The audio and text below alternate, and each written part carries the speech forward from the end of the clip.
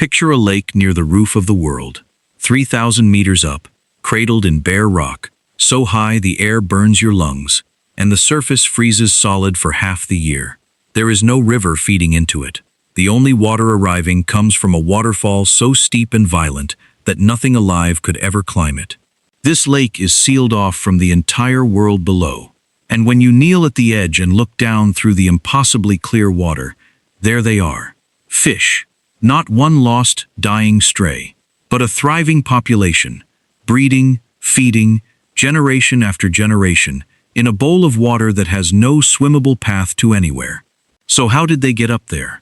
This is one of those questions that sounds trivial until you actually sit with it, and then it starts to feel almost supernatural.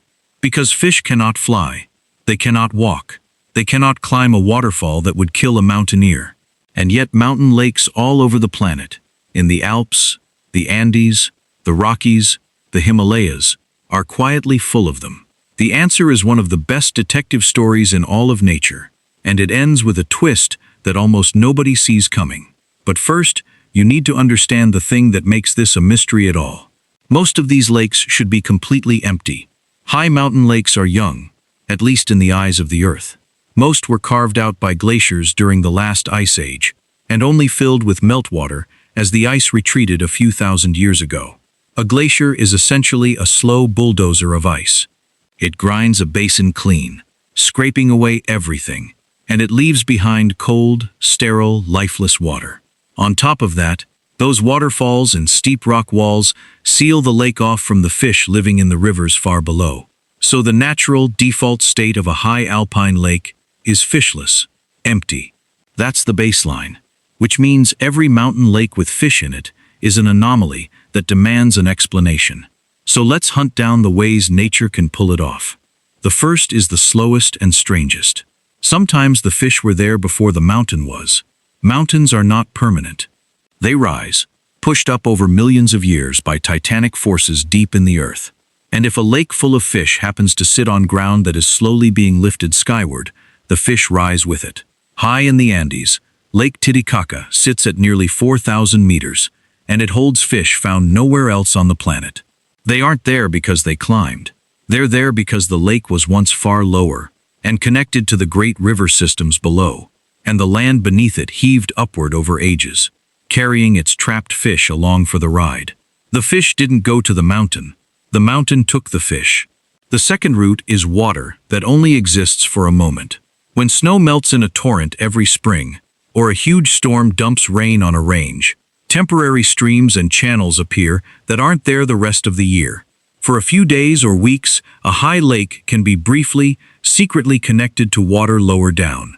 And some fish, especially the salmon and trout family, are absolute lunatics about swimming upstream.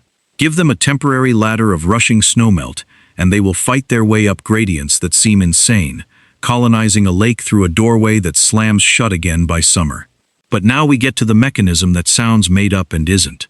Birds. Charles Darwin himself puzzled over this more than a century ago, and modern scientists have since confirmed a big part of his hunch. Many fish eggs are sticky. That's their whole survival strategy, clinging to plants and stones in the shallows. But when a duck or a heron wades through those shallows, those same eggs cling to its feet and feathers. The bird takes off, flies to another lake, wades in again, and unknowingly plants a cluster of fish eggs in fresh water miles away. And it gets stranger. Recent experiments showed something almost unbelievable. When water birds eat fish eggs, a small fraction of those eggs survive the journey through the bird's entire digestive system and come out the other end still alive, still able to hatch. A duck can eat eggs in one lake and effectively deliver them, intact, into another. On top of that, fishing birds like ospreys and eagles routinely drop live fish they've caught, sometimes right over another body of water, occasionally delivering a still-living fish into a lake it could never have reached on its own. Every one of these events is a long shot. A single egg surviving a duck's gut. A single dropped fish landing in exactly the right pool. But nature plays an almost unimaginably long game. Stretch a 1 in 1,000 chance across millions of birds crossing the mountains for 10,000 years, and the impossible stops being impossible. It just becomes rare, patient, and inevitable. And then there's the wildest route of all, the one that sounds like pure myth: fish falling from the sky. It's real. A waterspout or tornado passing over a lake can suck up water and everything in it, including small fish, carry them through the air for miles, and drop them somewhere completely new when the wind dies. People across history have described fish raining down from the clouds, and they weren't lying. Almost none of those fish survive the trip, but it only takes a couple, landing in the right cold mountain water, for the sky itself to become a delivery system. So there's your beautiful, tangled web of nature.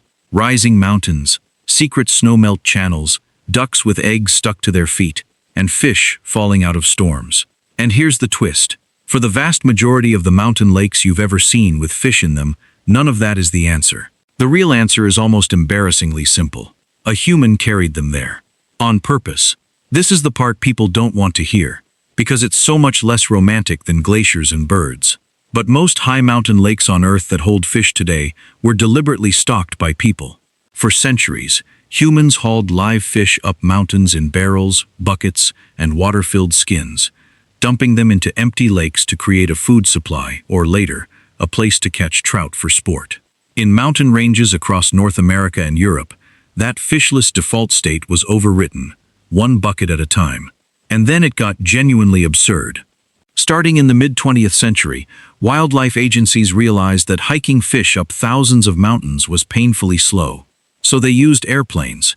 To this day, low-flying aircraft cruise over remote alpine lakes and drop tens of thousands of tiny live fingerling trout straight out of the belly of the plane. The little fish tumble hundreds of feet through the air and hit the water, and a remarkable number of them simply swim away, unharmed, because they're small and light enough to survive the splash. Entire mountain ranges have been stocked with fish that were, quite literally, bombed into existence from the sky. So if you're standing at a pristine alpine lake, convinced you're looking at untouched wilderness, there's a very good chance those trout are the descendants of fish that arrived by airplane within the last century. But this gift came with a hidden cost, and it's the part of the story that matters most. Remember, these lakes were fishless for a reason. For thousands of years, the creatures living in them evolved in a world with no fish at all. Frogs, salamanders, and delicate insects thrived in the open water because nothing was hunting them from below. Then we dropped in trout. And to a trout, a lake full of defenseless tadpoles and larvae isn't a lake. It's an all-you-can-eat buffet. Across the mountains of the American West, native frogs that had survived for eons collapsed toward extinction in the exact lakes where fish were introduced. While surviving, in the lakes we left alone. We thought we were giving those empty lakes life. In many cases, we were quietly erasing the life that was already there, trading a frog that had lived there for 10,000 years for a fish we brought last Tuesday. Today, some of those same agencies are hauling the fish back out and airlifting them away, trying to undo a change their own predecessors made from the same airplanes. So, how do fish really get into mountain lakes? The honest answer is all of these at once. Some rode the mountains up across millions of years. Some slipped through doorways of snowmelt that opened for a week and vanished. Some hitched a ride on the feet of a duck or fell out of the belly of a passing bird. A rare few fell screaming out of a storm. But most, the overwhelming majority, were carried up by human hands, or dropped from a plane, by people who looked at an empty lake and decided it shouldn't be empty anymore. That trout hanging in the clear water of an impossible lake didn't defy nature to get there. It didn't climb the waterfall. Someone, somewhere, decided it belonged there and made it so. And the wilderness you're looking at, the one that feels so ancient and untouched, might be one of the most quietly rearranged places on Earth.